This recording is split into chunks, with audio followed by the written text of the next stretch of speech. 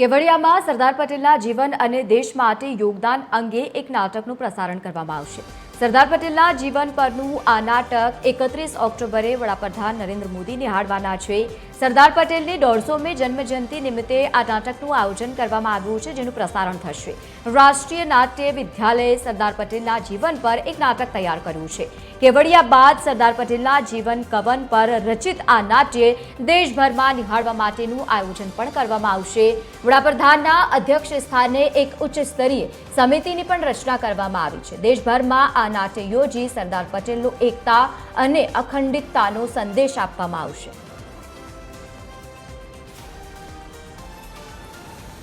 તો આવનારા સમયમાં આ પ્રકારની ઉજવણી પણ જોવા મળશે। કેવડિયા ખાતે એક નાટ્યનું પણ આયોજન કરવામાં આવ્યું છે, જે 31 તારીખના રોજ પહેલા વડાપ્રધાન નરેન્દ્ર મોદી નિહાળવાના છે અને ત્યારબાદ રાષ્ટ્રને પણ એ નાટ્ય જોવા મળશે। આવનારા સમયમાં જે પ્રકારનું યોગદાન સરદાર પટેલ તરફથી આપવામાં આવ્યું હતું, તેના જ નિમિત્તે એક નાટ્ય તૈયાર કરવામાં આવ્યું છે। રાષ્ટ્રીય નાટ્ય વિદ્યાલય સરદાર પટેલના જીવન પર આ નાટ્ય તૈયાર કર્યું છે। કેવડિયા બાદ એ નાટ્ય સમગ્ર દેશને નિહાળવા માટેનું એક આયોજન પણ કરવામાં આવ્યું છે। વડાપ્રધાનના અધ્યક્ષ સ્થાને એક ઉચ્ચ સ્તરીય સમિતિની પણ જે રીતે રચના કરવામાં આવી છે, પહેલા વડાપ્રધાન નરેન્દ્ર મોદી નિહાળવાના છે અને ત્યારબાદ દેશભરમાં તમામ લોકોને નિહાળવા માટેનો એક ચાન્સ પણ મળશે। નોંધનીય છે કે આવનારા સમયમાં જ્યારે વડાપ્રધાન નરેન્દ્ર મોદી પહોંચવાના છે, તેના પહેલે તડામાર તૈયારીઓ પણ ત્યાં કરવામાં આવી રહી છે। જે નાટ્ય પ્રસારિત થશે તેને લઈને પણ તૈયારીઓને આખરી ઓપ આપવામાં આવી રહી છે। સરદાર પટેલની 150મી જન્મજયંતિ આવી રહી છે અને તેના જ નિમિત્તે આ નાટકનું આયોજન કરવામાં આવ્યું છે। રાષ્ટ્રીય નાટ્ય વિદ્યાલય સરદાર પટેલના જીવન પર એક નાટ્ય તૈયાર કર્યું છે અને કેવડિયા બાદ આ નાટકને સમગ્ર દેશભરમાં નિહાળવા માટેનું પણ આયોજન કરવામાં આવ્યું છે, એટલે કે બહુ જ મોટા સ્તરે આ આયોજન હાથ ધરવામાં આવ્યું છે।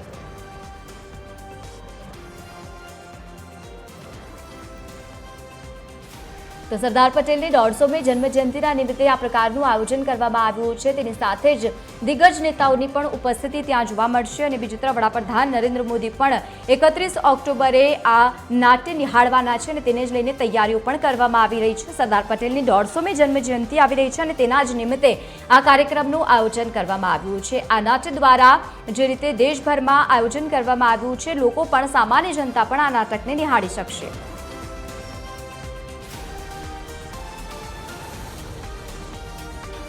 તો વધુ માહિતી સાથે સરદાર પટેલના સમર્થક પણ આપણી સાથે જોડાયા છે। સ્વાગત છે આપનું TV13 ગુજરાતીમાં। સૌથી પહેલા ગોપાલજી, જે રીતે આ એક નાટ્યનું આયોજન કરવામાં આવ્યું છે, આપની શું પ્રતિક્રિયા?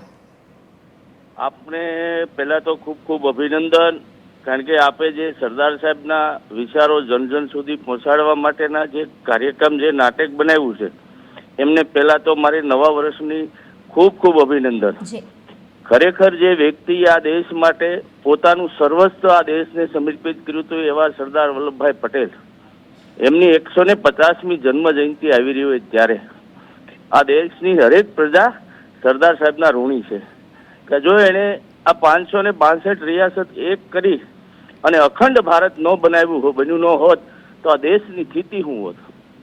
ત્યારે આપે જે આ નાટકના માધ્યમથી આ હરેક ભારતવાસીઓ સુધી સરદાર સાહેબના વિચારો પહોંચાડવાના જે પ્રયત્ન કરી રહ્યા છો, એ બદલ સૌનો ખૂબ ખૂબ આભાર। અને દેશવાસીઓએ પણ સરદાર સાહેબની 150મી જન્મ જયંતિ આવી રહી હોય ત્યારે આપણે એને સાચી શ્રદ્ધાંજલિ જો આપવી હોય તો સરદાર સાહેબના વિચારો જન સુધી પહોંચવા જોઈએ। બિલકુલ બિલકુલ, આપ સાથે જોડાયા તે બદલ આપનો ખૂબ ખૂબ આભાર। તો આવનારા સમયમાં જે રીતે આ નાટકનું આયોજન કરવામાં આવ્યું છે, દેશભરમાં તમામ લોકો નિહાળી શકે તે માટેનું આયોજન કરવામાં આવ્યું છે।